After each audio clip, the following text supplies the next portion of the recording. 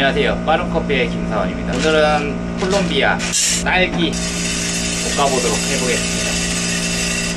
콜롬비아 앞에 이름이 여러가지가 있는데 제가 그냥 딸기라고 말한 거는 이제 딸기 향이 나게끔 코-인퓨즈드 커피거든요. 그래서 딸기 향이 나게끔 만들어진 커피고요.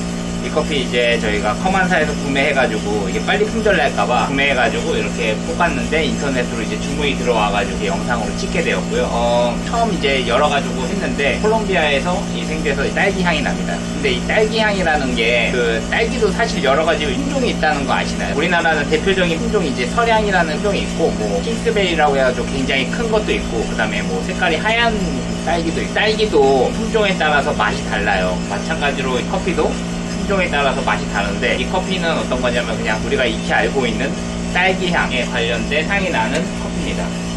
이게 딸기 향이 그러면 어떤 거냐라고 했을 때 우리 머릿속에 사실 꽃 이러면은 여러 가지 향들이 많이 나죠. 뭐 백합도 있고 뭐 자스민도 있고 장미도 있고 여러 가지를 우리는 그냥 꽃향이 난다라고 말을 하는 우리가 명확히 인식하는 향들이 있어요. 바나나 향이라든지 그다음에 뭐 지금처럼 딸기 향이라든지 이렇게 명확하게 인식하는 향들이 차이가 있는데 이거는 뭐냐면은 우리 뇌 속에 정확한 키가 이 코 속에 들어왔을 때 그 향을 정확히 인지한다라고 생각하시면 될 것 같아요. 그래서 명확한 향들이 있는데 그 중에 하나가 이제 딸기 같은 향이고요. 그다음에 이 딸기는 새콤함과 달콤함이 동시에 있는데 그 대부분 이제 좋아하는 거는 새콤한 거죠. 그러니까 이 신맛과 단맛 중에 커피를 볶을 때 딸기 향이 가장 극대화되게 볶으려면은 단맛이 정점일 때 1팝과 2팝 사이 그 중간 언저리쯤에 배출을 해주면 되는데 이 신맛이 빨리 사라지지 않게 하기 위해서는 그러니까 딸기 향이 빨리 사라지지 않게 하기 위해서는 커피를 약간 빠르게 볶을 필요가 있죠. 그러니까 향이 좋은 커피들은 살짝 빠르게 볶는 게 좋은 게 오래 볶으면 베이크도 되고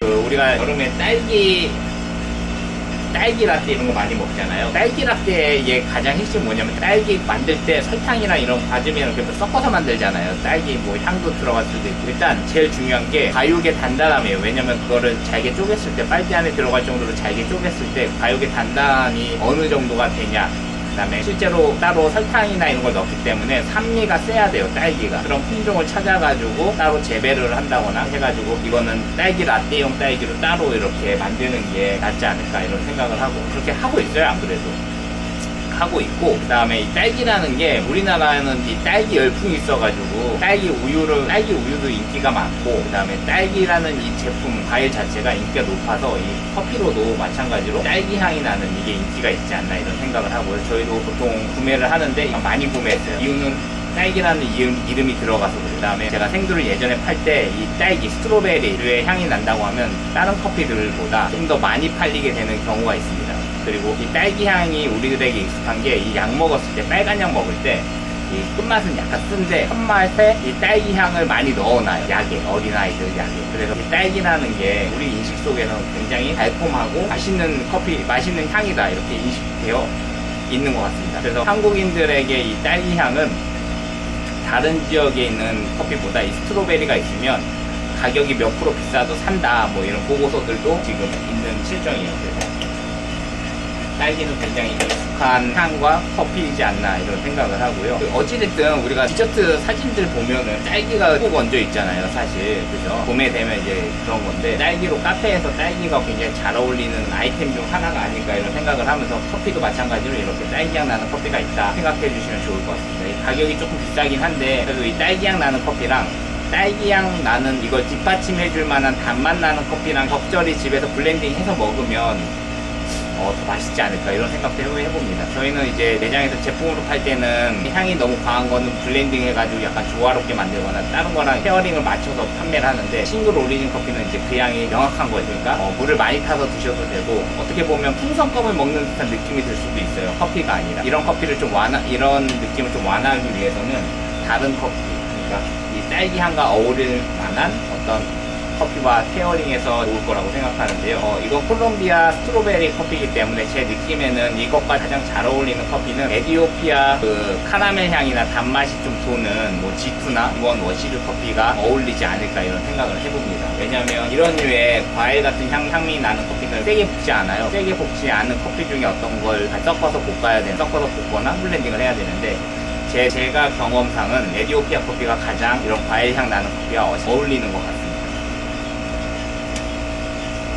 195도 1팝이 터졌거든요. 그러면 저는 이게 1팝 정점인 205도 이후에 배출할 예정이고요. 화력은 특별히 줄이지 않고 그냥 그대로 냅둘 거고요. 2도에서 215도 사이에 어느 순간 배출할 건데, 배출 타이밍은 이제 향을 맡아보면서 시각적인 정보랑 소리 정보랑 섞어서 한번 해볼 예정입니다. 저도 이게 샘플로 먹어보고 이제 두 번째 하는 거라, 일단 딸기 향이 굉장히 강하게 많이 나고요. 1팝이 세게 터지고 있는데 205도 정도 되면은 1팝이 터지는 게 끝나지 않을까 싶거든요. 1팝이 끝나고 빼는 거는 이제 게이샤 커피들이 좀 약간 지금 좀 빼는 건데, 지금 이 통 상태를 보면은 고객분이 그라인더가 좋으면 지금 뽑아서 먹는 것도 나쁘지 않아서 1팝이 205도에서 예상대로 끝났고요. 207이나 8에서 제가 배출하도록 하겠습니다.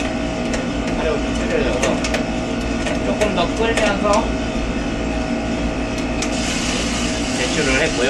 이거 1파 끝나자마자 배출한 거예요. 그러니까 이 커피는 기본적인 신맛을 갖고 있다면 신맛이랑 단맛이 있는데, 신맛이 센 커피 중 하나고요. 근데 이렇게 1팝이 끝나자마자 배출을 해도 이 워낙 단맛이 좋은 품종으로 이걸 개량했기 때문에 커피가 굉장히 클린하고 단맛이 많이 도는 커피가 나오지 않을까 싶습니다. 어쨌든 시청해주셔서 감사하고요. 이 딸기맛 나는 커피 많이 사용해주시면 저의 이런 커피를 찾는데 좀 용이하지 않을까 하는 생각을 해봅니다. 시청해주셔서 감사하고요. 다음에 다른 걸로 또 인사드리도록 하겠습니다.